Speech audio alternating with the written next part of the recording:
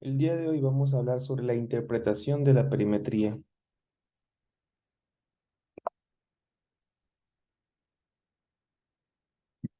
Entonces, como un breve repaso, hay que ver sobre los tipos de perimetrías.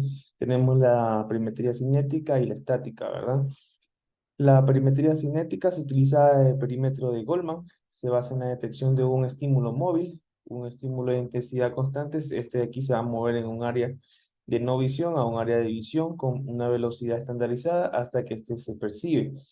Este produce mapas de isópteros de fácil interpretación, recordando que la isóptera es la línea imaginaria que une puntos correspondientes de igual visión o decibeles. Y la perimetría estática, en el cual el perímetro estático computarizado de Humphrey es el que también se utiliza. La ubicación del estímulo permanece fija, aumentando de intensidad hasta que se percibe, o sea, se alcanza o en pocas palabras, se alcanza un umbral, o disminuyéndola hasta que no se llega a detectar. Esta puede ser manual o puede ser automatizada. Teniendo en cuenta los conceptos, ciertos conceptos, primero el campo visual, que es un área de visión con ambos ojos abiertos y con un punto de fijación. Tenemos la perimetría, que pues, es el estudio de la sensibilidad de la retina. Y de aquí vamos a hablar sobre dos unidades, el cual tenemos los decibeles y el apostille. Entonces, los decibeles es la unidad de sensibilidad e intensidad de estímulos que llega a percibir la retina. Y la postil es una medida de intensidad de luz en el cual pues nos va a dar la luminancia. Estos de aquí son inversamente proporcionales. Si uno está aumentado, pues el otro disminuye y así viceversa.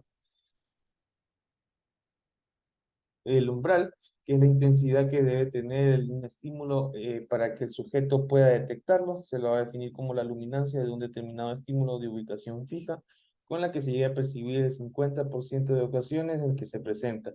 Su sensibilidad es mayor al nivel de la fobia y va disminuyendo progresivamente cuando este de aquí va hacia la periferia.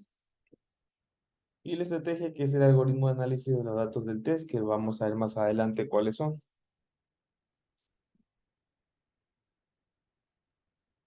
Entonces, asimismo, un breve repaso del campo visual se produce por estímulos que llegan a la retina y las imágenes se proyectan en una posición opuesta al área de la retina que va a ser estimulada. Entonces, existe un punto ciego que es el espacio ocupado por el nervio óptico que está localizado entre 12 y 15 grados temporales al punto de fijación y este va a medir alrededor 7 por 5 grados, es lo normal. También por otro lado tenemos la representación de la amplitud del campo visual que tiene que ser por lo general en un humano promedio los valores de 60 grados tanto superior como nasal, 70 grados inferior y 100 grados temporales.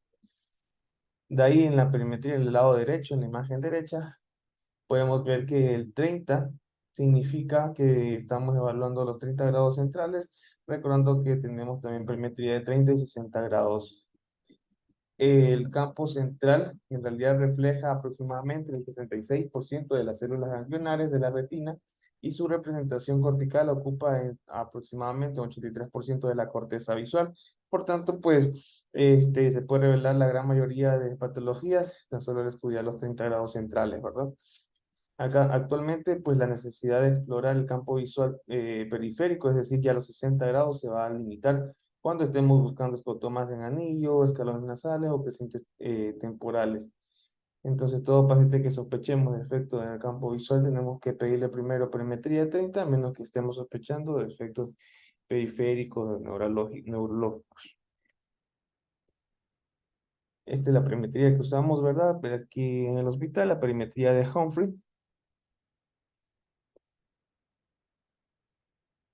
Dentro de las especificaciones de este de aquí, recordando que tenemos perimetrías cinéticas en el que el objeto va a estar en movimiento y estáticas en el que el objetivo pues de aquí va a estar estático y lo que va a cambiar es la intensidad de este de aquí.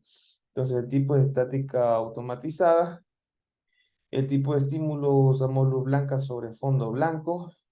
Em, También hay evaluaciones de azul sobre amarillo que se utiliza para evaluaciones más tempranas.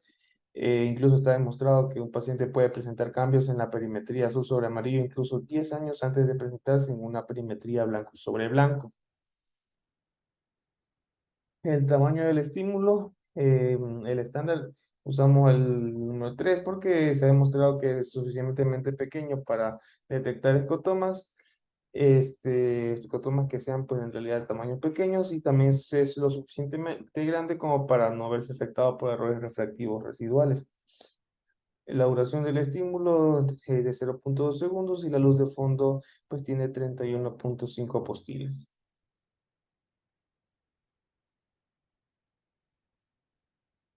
Dentro del tamaño y duración del estímulo, pues en realidad el estímulo tiene su propio tamaño y su duración, ¿verdad? En el examen. Tenemos del 1 al 5, en cuanto los valores del 1 es 0,5 milímetros cuadrados, siguiendo con 1, 4, 16 y 64 milímetros a cuadrados, pues correspondientemente, ¿verdad? La duración del estímulo va a ser 0,2 segundos. Y el que usamos es el número 3, por lo que ya he mencionado anteriormente.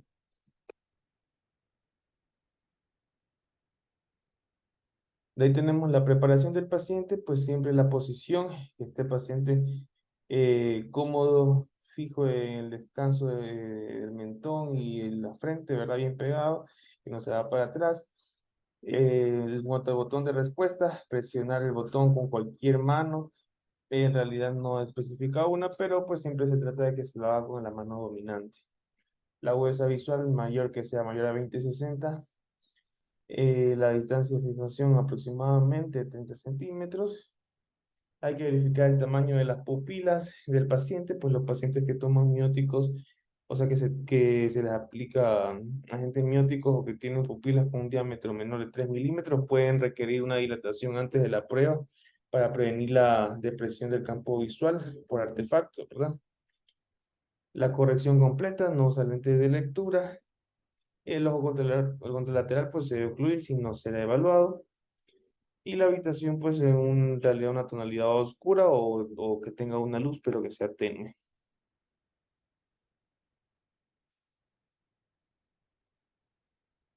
Dentro de las estrategias o algoritmos de la exploración, pues los perímetros automatizados presentan en realidad estímulos aleatoriamente dentro de un patrón fijo. Esto va a eliminar la capacidad de que el paciente para anticipar la ubicación del próximo estímulo y pueda ayudar a reducir las pérdidas de fijación a través de esta fuente, ¿verdad? Entonces tenemos el umbral, el primero que es el umbral, la prueba de umbral completo. Aquí se presenta un estímulo a niveles de una intensidad creciente de 4 decibeles hasta que cruza el umbral retiniano del paciente para la detección.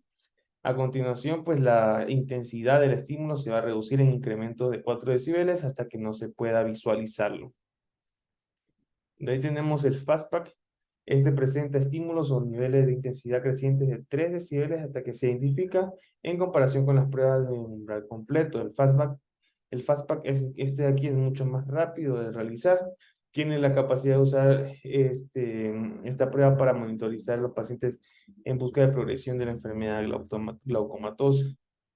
De ahí el CITA, que es el algoritmo de umbral interactivo sueco, utiliza en realidad esta base de datos de campos normales y glaucomatosos para estimar los valores de umbral. Este captura la pérdida de campo de manera más rápida y eficiente mientras se mantiene el mismo nivel de calidad alcanzado a realizar las pruebas tanto de umbral.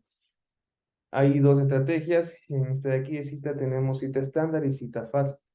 La cita estándar genera resultados similares a los que se obtienen en la prueba de umbral completo y en cambio la cita fast genera resultados similares a los obtenidos con el fastback. Dentro de los programas o patrones de exploración, tenemos 10-2, 24-2 y 30-2, ¿verdad? El 10-2 evalúa 10 grados temporales y nasales, está programado con 68 puntos y nos sirve para detectar glaucoma, o sea, para ver glaucomas avanzados o patologías también maculares. La estrategia 24-2 es un patrón orientado a un glaucoma de uso habitual. El 24 va a indicar la extensión en grados de exploración del campo en el lado temporal, incluso son 30 grados en el lado nasal. El otro número, que es el 2, pues describe el patrón de los puntos que se van a estudiar. La estrategia 10-2, pues en comparación a este de aquí, lo que va a pasar es que va aumentando los grados que se están, los grados del campo visual que se están evaluando. De ahí tenemos el 32 que evalúa 30 grados temporales y nasales. Y este de aquí, pues, tiene 76 puntos y para pacientes con glaucoma, pero también para neurotecnología.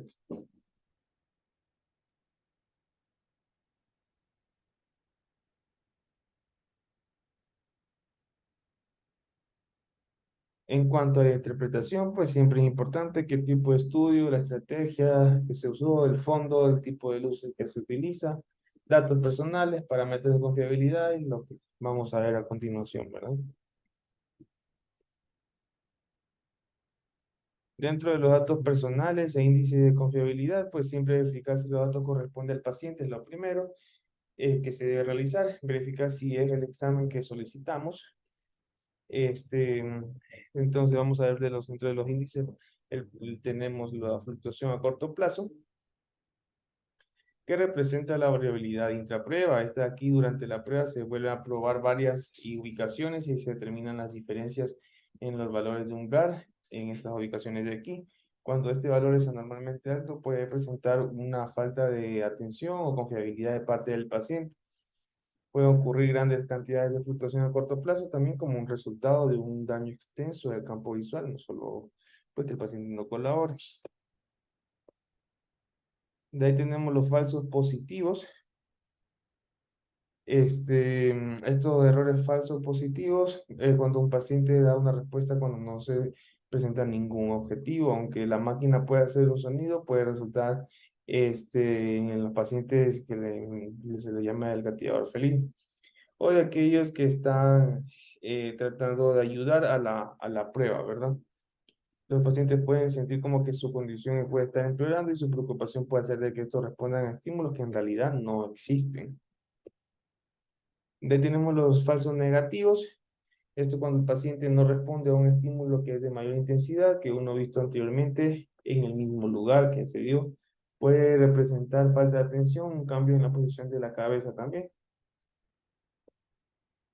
De ahí tenemos la pérdida de fijación, en el cual los pacientes pueden alterar la fijación como una respuesta natural al estímulo en el campo visual.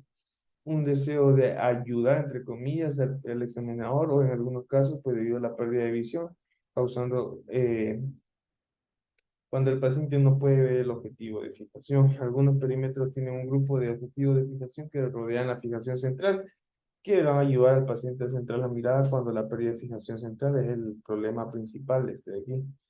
Entonces tenemos el método de Yield-Recow, que es este clásico método que permite revisar la posición del punto ciego, evaluando 11 puntos al azar para de esta manera asegurarse de que hay una buena posición del ojo, ¿verdad? De ahí tenemos los valores de sensibilidad.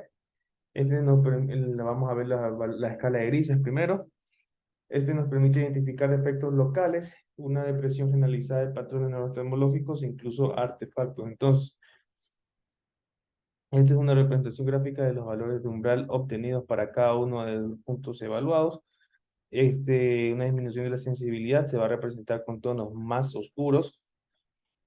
Cada cambio de tono equivale a un cambio de sensibilidad, aproximadamente de 5 decibeles en esa ubicación. Entonces tenemos los tipos de lesiones que podemos encontrar aquí en este mapa, pues tenemos escotomas paracentrales, escalones nasales, ¿verdad? Pues tenemos una diferencia en la localización o intensidad de la pérdida del campo visual, que es diferente superior del RAFE que inferior del RAFE, por eso es un como escalón. De ahí tenemos escotomas cuneiformes por daño del neoretinal nasal. Y de ahí tenemos el escotoma en el área de hierro, que esto ya hemos visto pues, anteriormente la clase de glaucoma, ¿verdad? Y pues también tenemos lesiones neurológicas, como hemianopsias o cuadrantopsias, ¿verdad?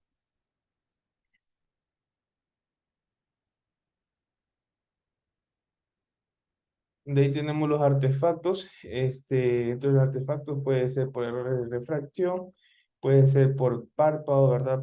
Que pacientes que tengan tosis, por los lentes, ¿verdad? El aro de los lentes, que el paciente esté fatigado, en una pupila miótica, ¿verdad? Por lo menos debe tener menos de 3 milímetros o más,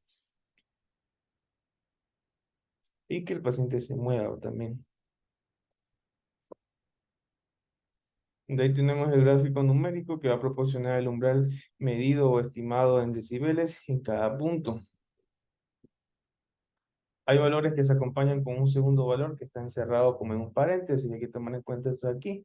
Pues en realidad esto representa la segunda toma realizada, que son las tomas que se realizan para detectar si es que hay o no fluctuaciones. De ahí tenemos la desviación total. El mapa inferior es el mapa de desviación total, pero llevado a probabilidades, ¿verdad? Cuanto más oscuro es el símbolo, menos probabilidad de que la diferencia no se deba al azar. Entonces muestra la diferencia entre un umbral obtenido de la prueba de un punto dado y la sensibilidad normal en ese punto para la población general, corregida ya en función de la edad. Entonces, cuando es mayor, pues es sensibilidad superior a lo normal, y menor a sensibilidad inferior a lo normal, ¿verdad? De ahí tenemos la desviación del patrón o del modelo, que también lo suelen llamar. Este resalta los efectos focales de los difusos y corrige los valores del mapa de desviación total, restándole el valor de la desviación media, y permite detectar escotomas cuando incluso hay medios opacos. Muy importante esto aquí. Se obtiene a partir de los valores de desviación total ajustados en función de cualquier disminución generalizada de la sensibilidad en el campo global, y pone en manifiesto, pues, como lo mencioné, efectos localizados. De ahí tenemos la prueba de mi campo para el glaucoma. Pues este de aquí es un indicador individual, lo menciona como más efectivo para el diagnóstico campimétrico para el glaucoma y para detectar defectos más precoces. Entonces, compara la desviación media de 5 zonas en el hemicampo superior y 5 zonas en el hemicampo inferior. Se puede informar como fuera de los límites normales, si está dudoso, disminución generalizada de la sensibilidad, o como en este caso dentro de los límites normales.